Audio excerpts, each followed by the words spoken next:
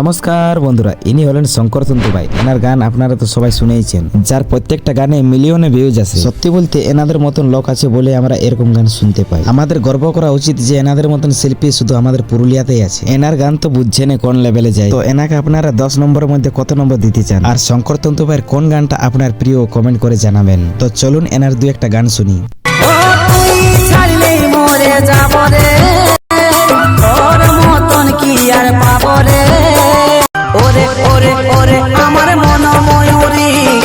আমার জীবনে শুধু তুই জরুরি, দুঃখের সাগরে হামকে কেনে ফেলে দিলি, ভালোবাসা